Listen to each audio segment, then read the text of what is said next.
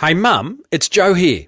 I'm throwing in my cushy corporate job and I'm going to become a garbo. That's nice, darling. Now stop being so silly. I'm guessing that's how the conversation went when today's guest, Joe Drew of myBins, rang with the news that he was going to become an entrepreneur.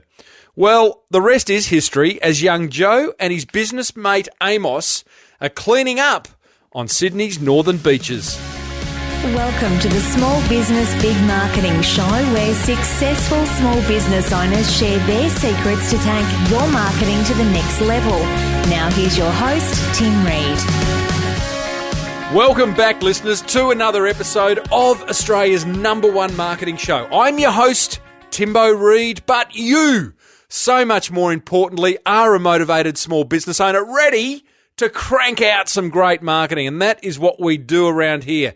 And this show is made possible by the very good folk at Net Registry and 99 Designs. Big show today, as usual. I've got some very moving listener feedback that we can all learn from. I have a fireside chat with cubicle escapee Joe Drew, who's gone and started a very successful and growing rubbish collection business on Sydney's northern beaches. Didn't his mum sound funny at the start of the show there? Yeah. I share a motivational marketing quote that reinforces everything we believe in around here about helpful marketing. And of course, there's always time for our weekly check-in. There is plenty of marketing gold dripping from the Small Business Big Marketing HQ's ceiling. So let's get stuck right in. Small Business Big Marketing with Tim Reid. smallbusinessbigmarketing.com. So I'm going to combine this week's kind of check-in segment with some feedback I've received, because the check-in segment's always about, how's your week been? Well, my week's been fantastic, and it's just been made doubly, triply, maybe quadruply as good because of this feedback that I've received from a listener, Tracy Hooper, at the Confidence Project in Portland, Oregon. Now, I'm sharing this because I, along with many listening, I'm guessing, may be guilty of not showing enough gratitude. I've got my hand up. I don't show enough gratitude. I could show more gratitude. When I do show gratitude, boy, I feel better. And boy, the world's a better place. And boy, my marketing improves. Gratitude can be a marketing strategy, Let me share this feedback I got from young Tracy Hooper.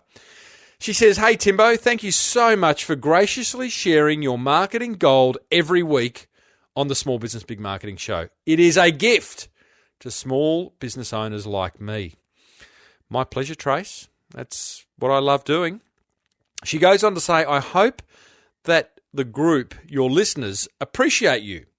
You have such great energy, your delivery's tight, and content so rich with ideas that we can implement right away." And I have. And she sure has. I'm going to give you a list in a minute of some of the insights that she's gleaned from the show, just in case you missed them. She goes on to say, though, "I appreciate your solid research on your guests and their businesses. Plus, you are an excellent interviewer. Very curious. You ask the questions we would ask and then go deeper." That's actually my intent, Tracy. I have studied a couple of my favourite interviewers, and that's what they do. So I'm just trying to be as good, if not as better as them one day. She goes on to say, "It makes for great listening and many learnings. Plus, I appreciate your honesty about the ups and downs of having your own business, setting boundaries, working through limiting beliefs. Oh yeah. Being vulnerable, etc. It makes you real to us listeners. Until we meet in person, Tracy Hooper." Isn't that beautiful? She has not only thanked me, but she's identified things in me that she wants to bring to my attention and thank me for. And I think that's just a wonderful way of showing gratitude. Tracy sent me a second email, and she highlighted some of the things, some of the marketing gold that she's taken away. And I think this will be really useful. I hope it's really useful for you. She says, "You and Small Business Big Marketing have changed the way I think about marketing." Good. That's what I want. Nothing stays the same if it changes. And I tell you what, if you do implement some of the ideas, your business can only be better for it, like Tracy's. She says, what I especially appreciate are the ideas from you and other successful entrepreneurs that don't cost a cent and make a huge impact. And here's her brief but very concise list. The 1%ers. We've talked about 1%ers. How to get past the dopamines. I love that one. How to do the little things well. Making marketing a hobby. Simple one-paragraph emails. Feedback tab on my newsletter. Injecting humour into my business. Word of mouth. Not just word of mouth. Marketing is emotional, and the need to create magic moments. Oh, Trace, you are on fire. So, listeners, I hope there's some learning in the feedback there that Tracy has shared from both a marketing point of view and just the idea of showing more gratitude. I am going to encourage us all to show more attitude. Yeah, I'm going to show more attitude and gratitude. In fact, I want to show some gratitude now. I got $25 PayPal'd to me this week by a listener.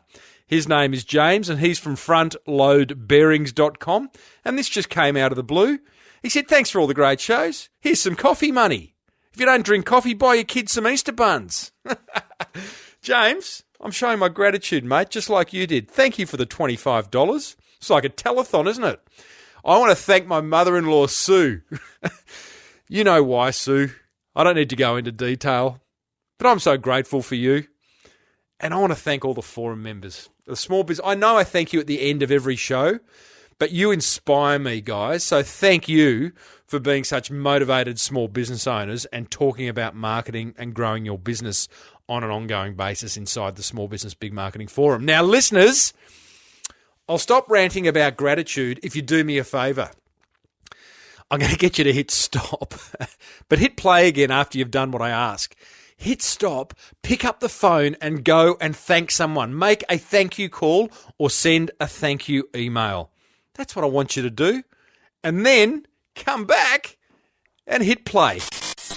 Okay, you're back. Good. You must be if you can hear me. Means you've hit play. Hey, now coming up, I've got some big news on some upcoming guests and an inspiring chat with a young entrepreneur. But first, a word about two companies that can turbocharge your marketing. Now, you know by now that Net Registry build red-hot websites. Last week, I shared 3 characteristics of such websites. Well, here is another 2. 2 more characteristics, and I'm going to keep adding to these each week. 2 more characteristics of high-performing websites. They are responsive. Number 1 is they're responsive. They respond to any screen size, and Google demand this now. So your website needs to be readable on a tablet device, on a smartphone device, as well as, of course, the bigger screens. As of April 2015, Google will be updating their algorithm and will be punishing websites that aren't responsive.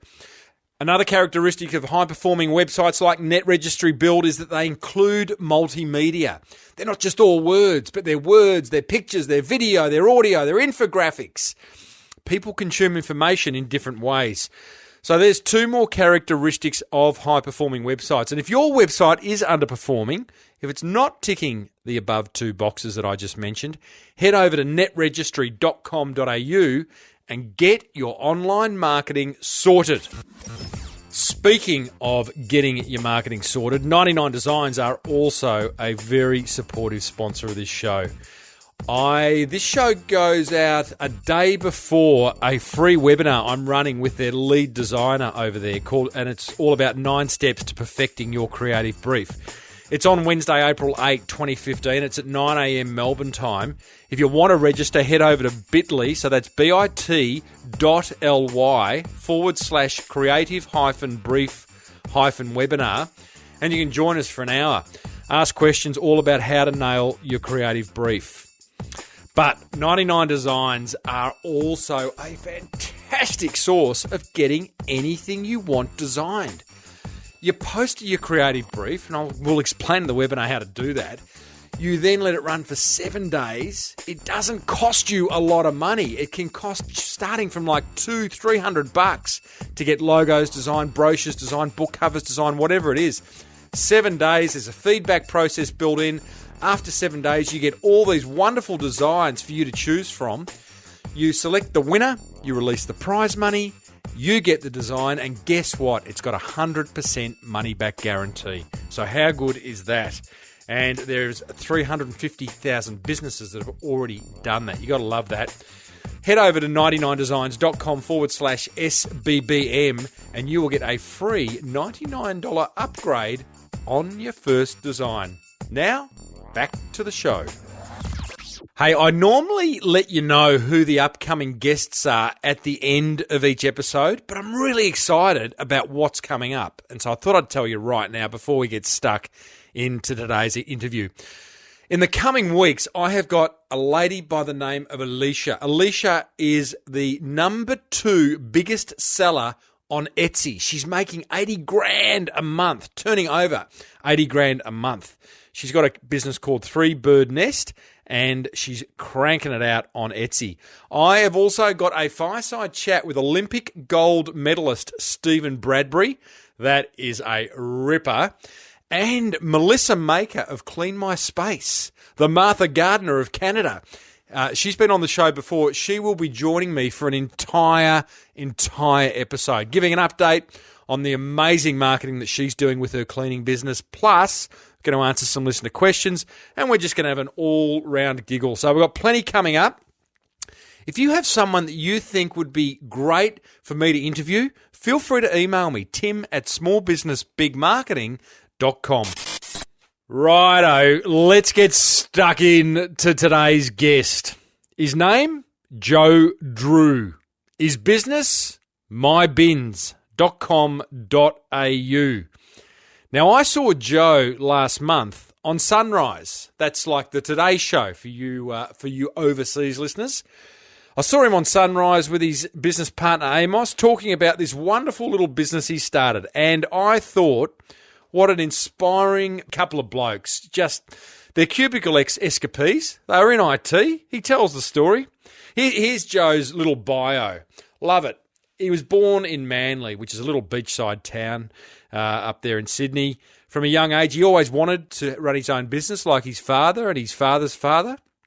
He did a Bachelor of Business majoring in finance and marketing at uni, and then moved into an IT company where he met his current business partner, who he's very like-minded with.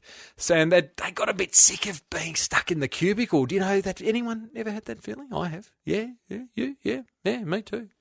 He's been voted Australia's sexiest garbo by that wonderful publication, New Idea. And this is just a wonderful story of starting, having an idea, and he implements some really, really smart marketing practices around pricing, around communication, around attracting and retaining great people in his business. You're going to learn a lot by listening to young Joe. I started off by asking him, did you ever think you'd be a garbo? No, never, ever. I went to a private school and went to university and did all that and just decided it wasn't for me. I wanted to be out and about. What are your parents saying? Nah, they're stoked. They're happy for me. It's all good. So isn't that interesting? Private school, uni. Were you you got a business partner? One was a financial planner. One was in IT. Which one are you? So I was we both ended up working in IT together, but originally I studied finance at uni and was heading down that track, but I just didn't enjoy it. So, from what I've read, you come from a long line of business owners. So for you, it's not really anything different to running your own business, huh? No, well, yeah, my dad had his own business. He had a little car yard, so he was a car salesman, and I think he always wanted me to take over the dealership when I came of age, but I didn't like the idea of working those long hours having to do deals and stuff. Gen Y, mate. You're a typical Gen Y. Yeah, that's it. Love it. So, so long line of small business owners. So you're in corporate. You're working. What's your business partner's name? His name's Amos. So Amos Michael. Okay, so you're working in the same corporation with Amos, and comes a day, what, are you out having a fag or, smashing down a chocolate milk or something and going, you know what? I reckon there's an idea in collecting bins. Tell us about that. Well, look, we started working together, and we always just got along really well. We were quite like-minded people and quite motivated and driven to just be successful. And we originally we always knew we wanted to start our own business one day. We became pretty close mates, so even outside of work, we're catching up, having beers. And then I left the company we were working at, and a couple of months later, I just said, mate, come on, get out of there. Let's do something for ourselves. And he did. And I think we decided the type of business we wanted to run before we decided that bins was the sort of vehicle, if that makes sense. Yeah, okay, well, it does. But what were the options? When you say type of business, what does that mean? So we always wanted to run a business that had a low price. So working in sales, a lot of customers have price as a barrier. We wanted to have a low price point where prices wasn't an issue. If they liked the service, they were going to sign up for it.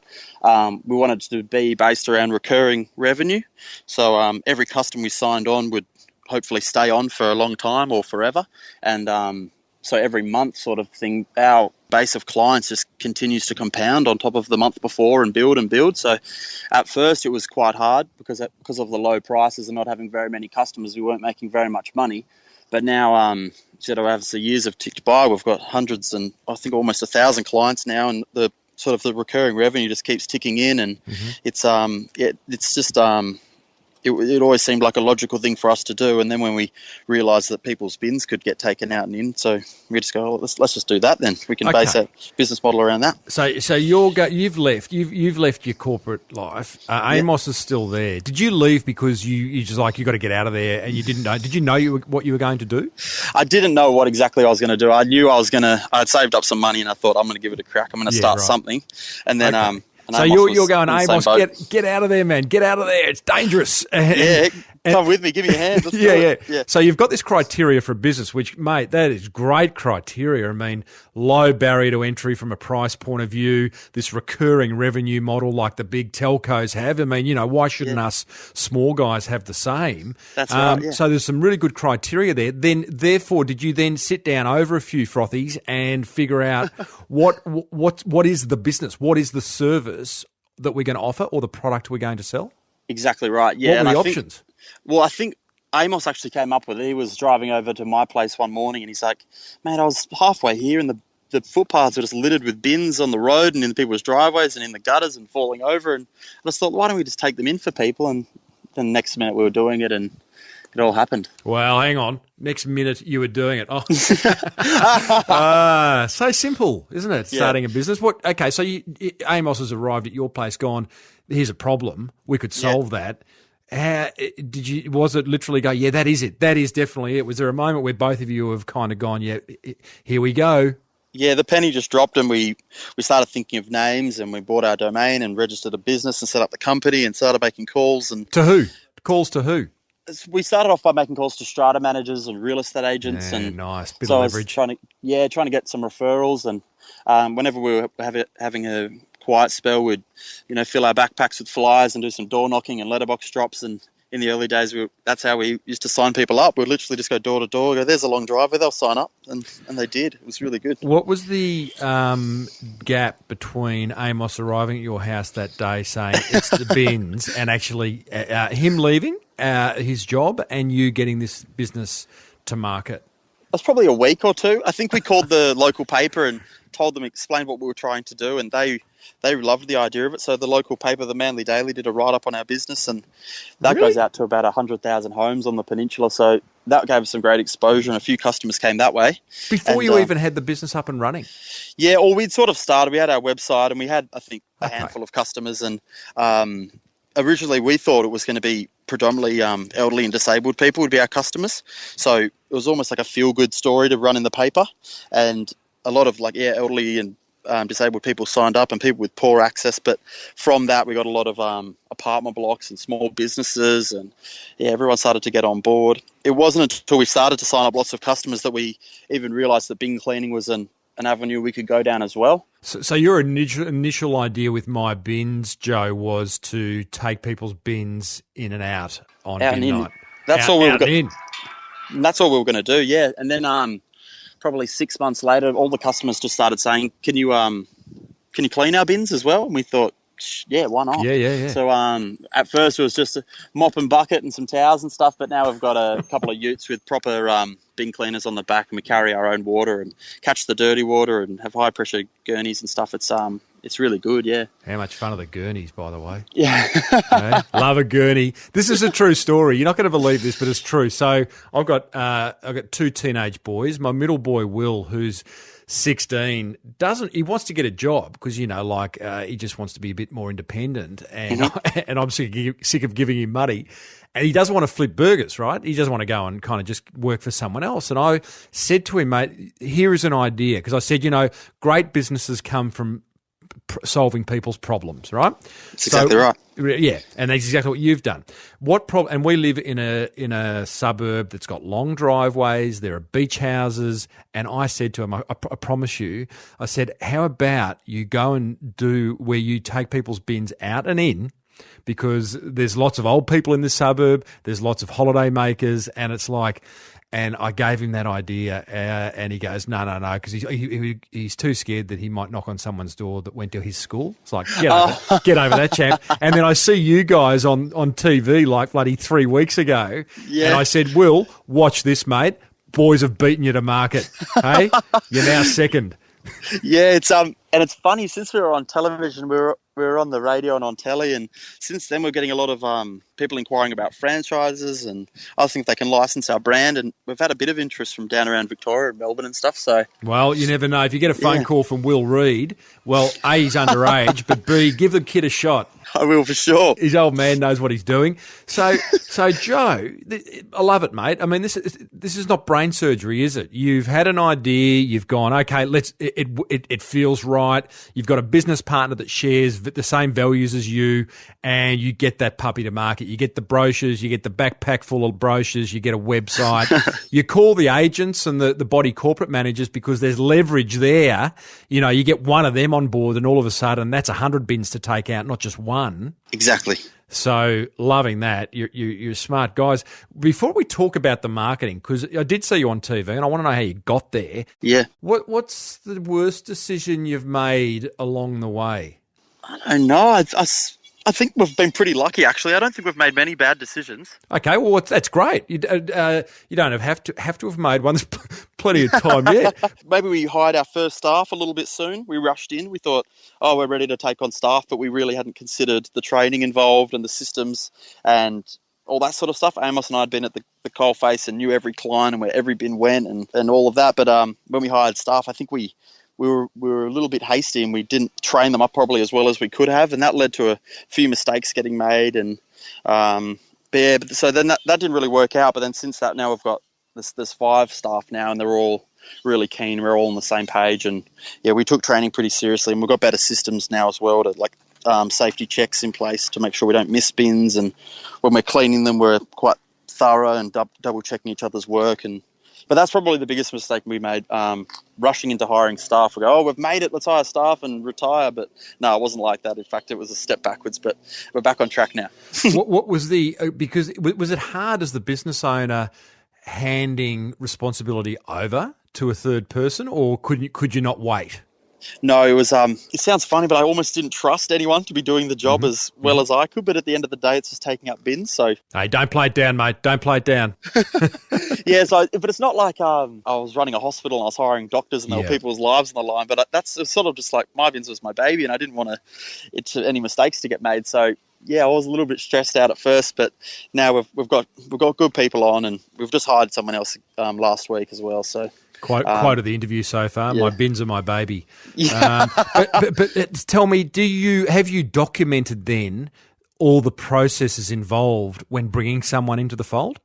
Yeah. So when we hired again last year, we hired a couple of staff, and we were really slow and methodical and did weeks of training. And now this time, with the staff that we had hired, they've got their head around it. Now they're doing the training of the new staff, and Amos and I are sort of double checking the work rather than doing all of the work. It's it's good. We've got good systems in place now. What do you look for? I'm going to tread on eggshells here because I don't want to but the type of person.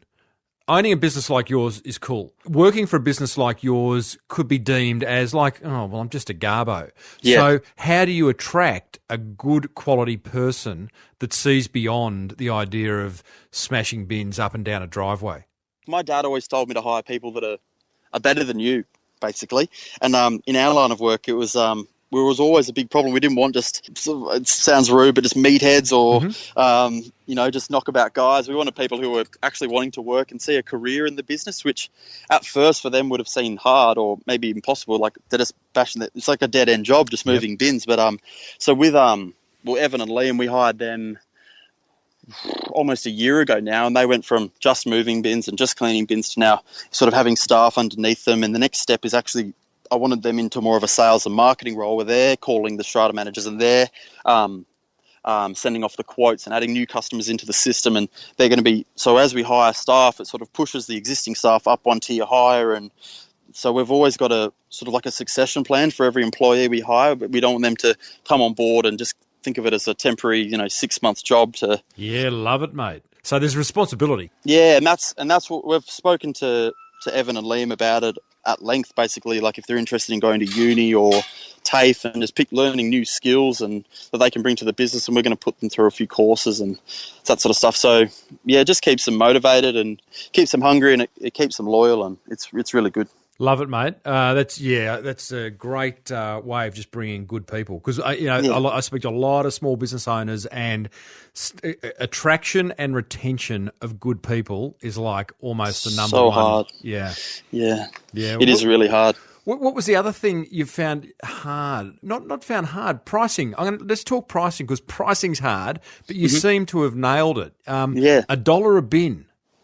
So like I said before, we didn't want price to be an issue at all. We want people to call up and go, oh, how much does it cost? And we go $1 a bin, and they almost laugh and say, are you for real?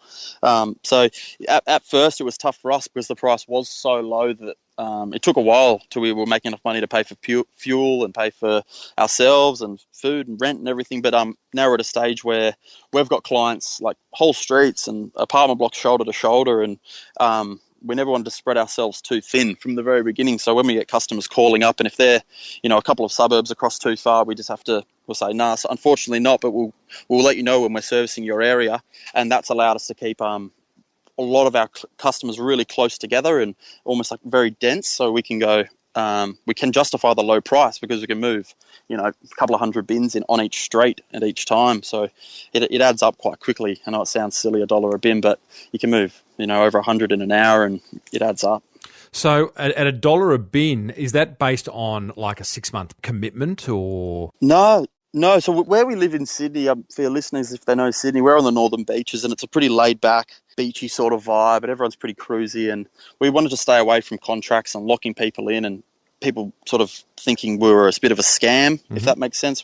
So we don't use contracts. People can sign up if they're going on a holiday, or they can sign up if they want to use us forever. It's just the same price. So I can get you in for one week for $1. Yeah, I try and talk people out of it. I say, oh, come on, just sign up and stay on board if you want. But if they sign up for a week and then they cancel, then that's fine too. We don't mind. Payment in advance? Yeah, so payment in advance always. With our bins to curb service for households, we invoice in 3-month blocks, and that just saves them having to leave out, a few dollars on top of the bin each week, or having to worry about always making payments and sending checks and stuff. So they pay for 3 months at a time. And with our apartment blocks, we invoice the strata managers at the beginning of each month. So they pay for a month in advance. Yeah. And that sort of just keeps them up to speed, and everyone's covered. Obviously, you do have trouble with, staying on top. Some people's payments, don't come in and you fall behind and you have money owed to you, same as all businesses. But we try as hard as we can to get paid before we do the work, just because obviously it is such a low profit margin on off each client. So we have to stay on top of it. Otherwise, we just find ourselves just going backwards a little bit. Now, listeners, I'm talking to Joe Drew. Him and his mate Amos run a company on the northern beaches of Sydney called myBins, a couple of entrepreneurs at heart. And I now want to talk to you, Joe, about the marketing. I saw you on Sunrise for overseas listeners, which is a bit like the Today Show. Mate, how did you two blokes get on that? Yeah, so what we found with our business, we move bins for apartment blocks, we clean bins for businesses, we do everyone with a bin's basically a potential client. But we found that new any form of news, whether it be writing like a magazine or a newspaper or on the radio or telly, they all love people who are helping people. Mm-hmm. So if you can help someone and you're doing a good thing, they want to really get around it and do a story on you. So in our line of work, you can't really say, oh yeah, we clean bins, and they're going to go, oh yeah, cool, we'll do a story on you. In our line of work, the angle that we took was where we are helping people, like especially elderly and disabled people with poor access and difficult driveways and lots of stairs and stuff like that. This is a real problem that they have and they struggle with. Like, unless they've got family that live nearby or friendly neighbours or someone that can help them out, it like actually extends their amount of time they're allowed to stay in their home and keep their independence and before they have to move into a retirement home. And it's a real thing. Like, we've got heaps and heaps of customers and they tell us every day, like, man, if it wasn't for your service, I wouldn't be able to live in my home anymore. And it's a really cool thing to be able to help people. And we realised what we were doing, and that was sort of the avenue we took when we called the local paper and we said, do you want to do a story? We're helping elderly people for $1 a bin. And they just said, oh, what, how good are you? So that it was just like it's quite a unique selling point from our business. The media and news outlets like us because we're helping people basically at a low price. So. This is really interesting. You guys might not even realise you're doing it, but there's that way of pitching your business that's emotional, which is the right way to do it, and then there's the rational one. So you could, ringing the local paper or saying to anyone, oh, we collect bins, is not that interesting. No, right? It's not.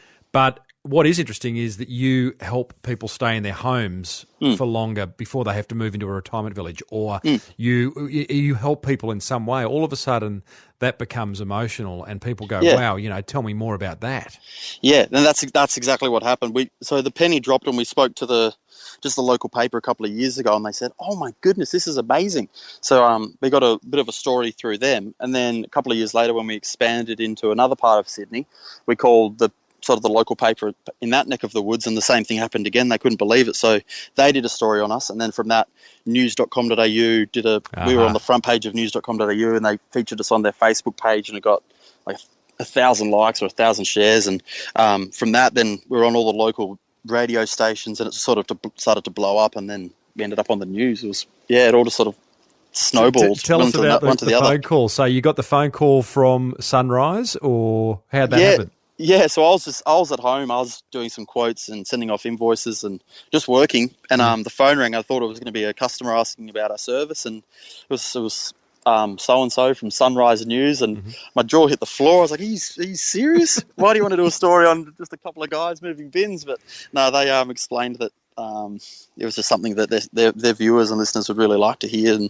And they met us and a couple of our staff, and we were moving bins, and they were filming that. And then they got some footage, and then the next, I think it was about a week later, they asked if we could meet them again, and they actually cut to us live and did a live segment on us and had a little montage thing playing in the background of us doing the work. And we had a great response. I think our website went from receiving sort of 100 or 150 unique hits a day to like 10,000 in one day. And we got a call. We use an SEO company to help us rank organically on Google. And we got a call from our SEO guy the next day, and he's like, "What the hell happened overnight? You guys got so much traffic on your website." And we explained we're actually on television, and he's like, you guys are funny. And we had a good laugh about it. Well, fantastic. I mean, even though you are right now a geographically constrained business in that you're servicing the northern beaches, you have, and you've mentioned it, but you've also got it on your website, franchise opportunities. I mean, this is going to be incredibly powerful when you start putting the feelers out for franchisees, because they're going to see that this is a business that's getting some interest from mass media.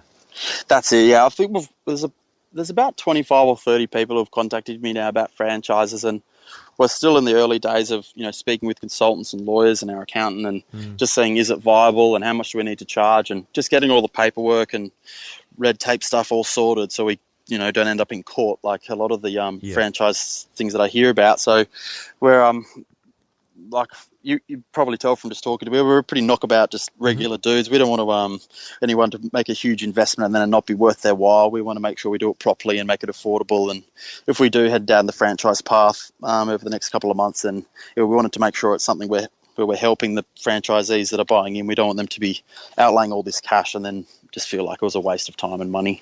I'm guessing, Joe, it's a pretty easy business to copy. What are you doing to avoid that? I mean, you might be offering exceptional service, but yeah, what's going to stop someone from coming in with a bit of dough and just going and owning a whole lot more suburbs a whole lot quicker? That's the thing. So with bin cleaning, I think you could do that. You could make the investment and buy your gear and a ute and just set out and start cleaning bins, and you'd make good money relatively quickly. But with bin moving, especially at our price point, at a glance, there aren't really many barriers to entry. Like, anyone could go pull out a bin and start this business. But the real barrier is how quickly you earn money. So if someone looked into our business and saw the way we live now, they go, "Oh, you guys are killing it, and you you work when you feel like it, and you do all this stuff. Oh, it's so great. I'm going to go start a myBins franchise." But the reality is, we worked probably 7 days a week for 2 years straight. We didn't even pay ourselves. We were always investing in our marketing and our vehicles and stuff. So it was a really hard slog for a long time, and only now is it starting to pay off, and we're getting dividends from it all now. But the biggest barrier is just how quickly you can sign up clients, because to tell you the truth, like, people don't even know this service exists. So we're almost like educating people at the same time. No one searches on Google, "Oh, take out my bins to the footpath," or anything like that. Like, we almost have to get in front of people and tell them our service exists, and then tell them about the price, and then they go, "Oh, you know what, that's something I would consider." And then 6 months down the track, they go, "Oh, my husband forgot to take out the bins 2 weeks in a row, and I've had enough, I'm signing up." So I think until people know that this sort of service exists, the real barrier is just finding clients and teaching them that it's a service that is available. And for the first little while was really difficult for us. So gotcha. Yeah, it is interesting. I've had a few guests of recent months of businesses that you just wouldn't know exist. Like, one guy's got a product called Innies. You know how the young people today wear their shoelaces undone?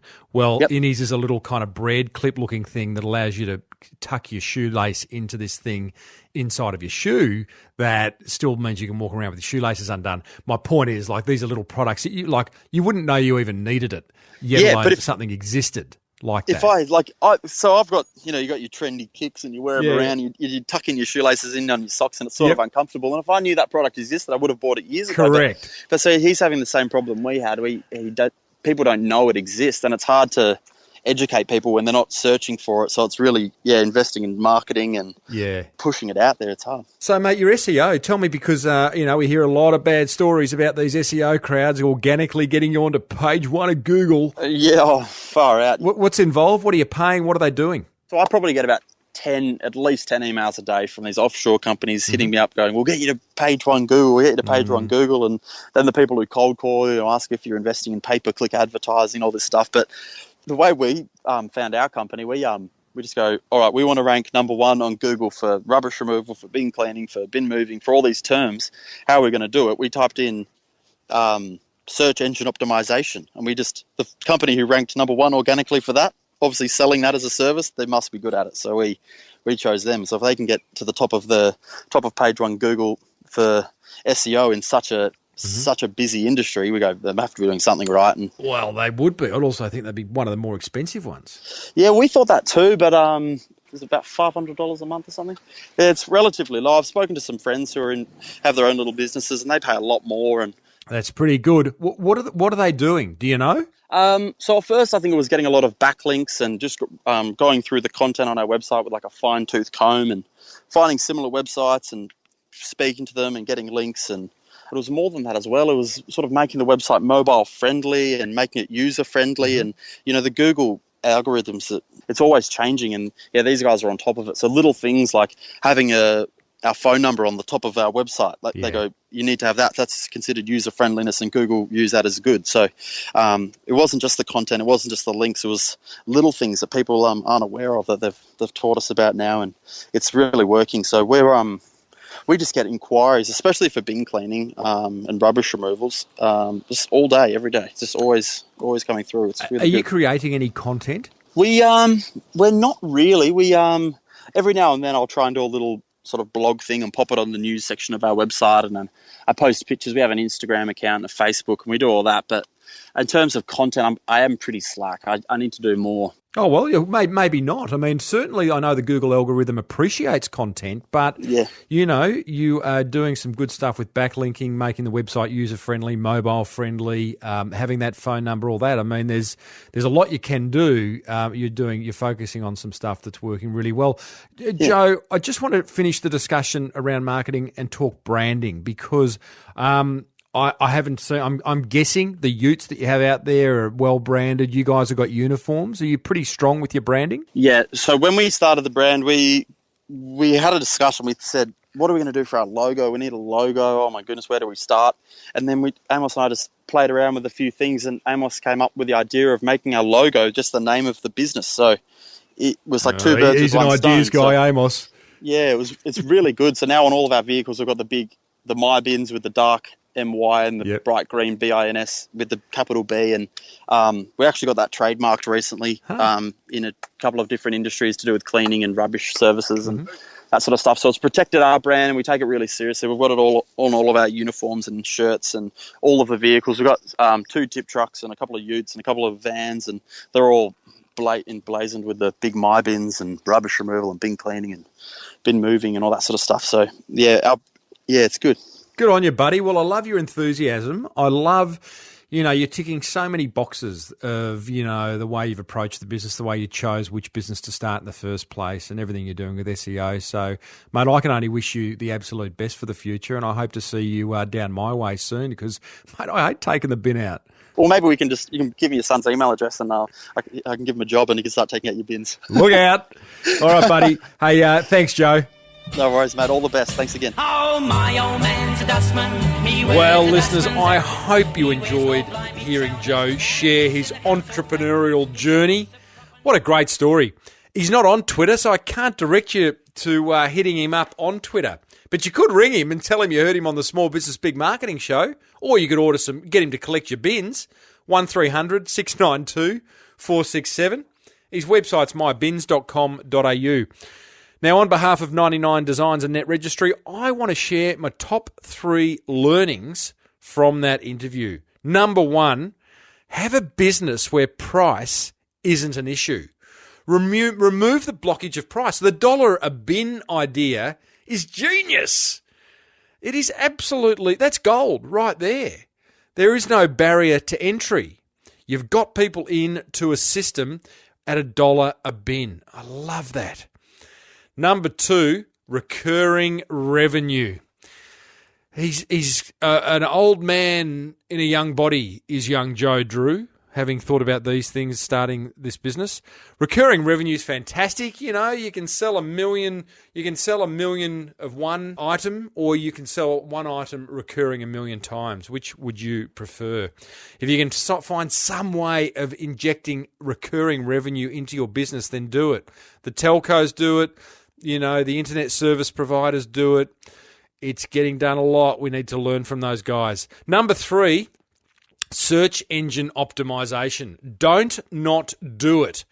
I know you're getting lots of phone calls from people promising to get you to the top of Google. Just choose good people. Net Registry have been sponsoring this show for 3 years.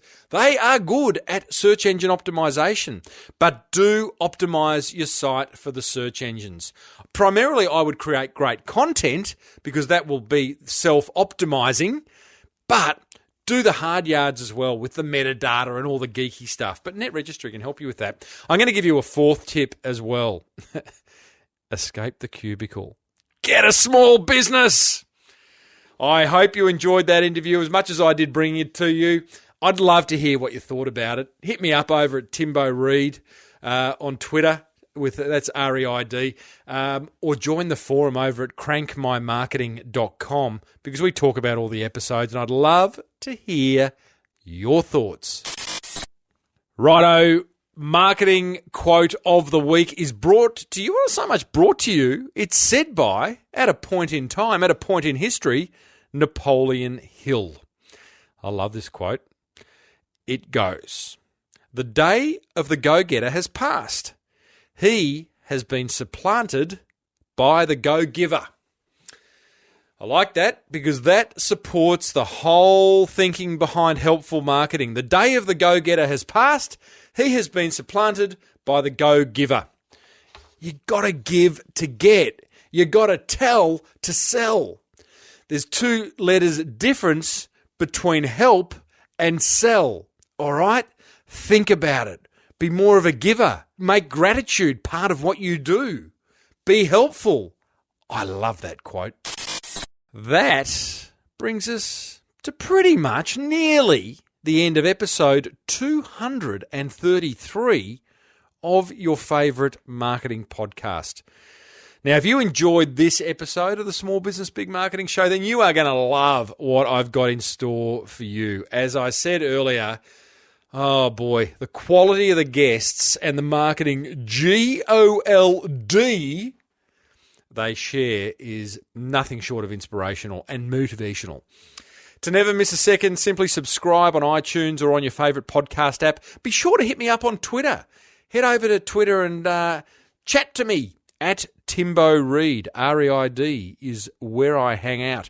To book me to speak at a conference, or maybe you know someone who needs a conference speaker around marketing, I've got a speaker's website over at timreid.com.au. If you want to pay it forward, hey, show a bit of gratitude, then go and tell another motivated business owner just like you about this show. They'll love you forever. And be sure to use 99designs.com/SBBM for all your design needs. There's a free $99 upgrade if you use that link, and Net Registry to get your online marketing sorted. A big thank you to everyone who's left a review on iTunes, in the show notes of any of the past episodes. I read and respond to them all. And a big hug to all forum members. I love you guys. And it's grown significantly in the last week, as I said last week, so I'm pretty happy about that. Until next week, I'm Timbo Reid. You're a motivated small business owner, and you've been listening to the #1 marketing podcast in the land. May your marketing be the best marketing. Bye for now. You've been listening to the Small Business Big Marketing Show with Tim Reid. Want more marketing goodness? Then visit smallbusinessbigmarketing.com.